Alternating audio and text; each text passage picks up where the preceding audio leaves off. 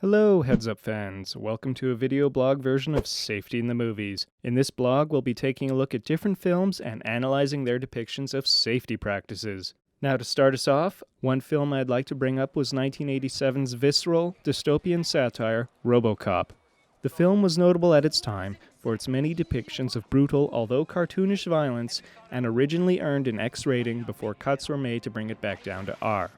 And before we go any further, we use one of the most gruesome scenes in this film as an example to educate about the merits of workplace safety. If you're at all squeamish, you might want to reconsider watching this video, as it will get a little nasty. But what can Robocop teach us about workplace safety? Lots, actually. But I'd like to focus in on one scene in particular. Emil, one of the film's murderous baddies, is driving a van at high speeds through a narrow industrial setting. Not only does Emil fail to stop, let alone yield at this T-junction here, putting himself at risk of colliding with another vehicle, if one were coming, he turns too fast and too tight as well, potentially putting his top-heavy van at risk of rolling.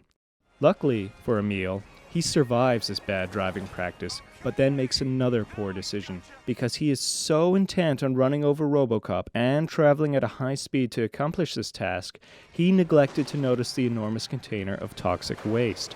Had Emil been driving slower, he would have had time to apply the brakes and come to a complete stop safely. Now he must pay the price for this oversight and wear this uncomfortable latex suit for the rest of his appearances in the film. The other mistake made is that during this moment of carnage, Emil was working alone, so none of his other co-workers, the other bad guys in this film, knew that Emil has had an industrial accident. You should always have a buddy system when working alone to make sure that if something happens to you, someone knows and can bring the appropriate level of help required. Moving along, Emil is able to find another bad guy named Leon and asks him for help. This is important because after an accident, you should always report it and ask for help. Unfortunately for Emil, Leon brushes him off and does not provide assistance. If a coworker needs help, you should provide that help to the best of your abilities, even if it is just alerting the proper authorities and indicating what assistance you require. Emil's misfortunes continue, however, as, still in search of assistance after having had his accident, he wanders out onto a road in his disoriented state.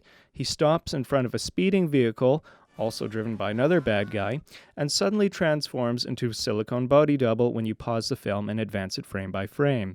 Well, there you have it. Robocop does have some educational merit, and if you haven't seen the film, check it out. It's a much different movie from 2014's glossy PG-13 remake. Until next time, work smart, work safe.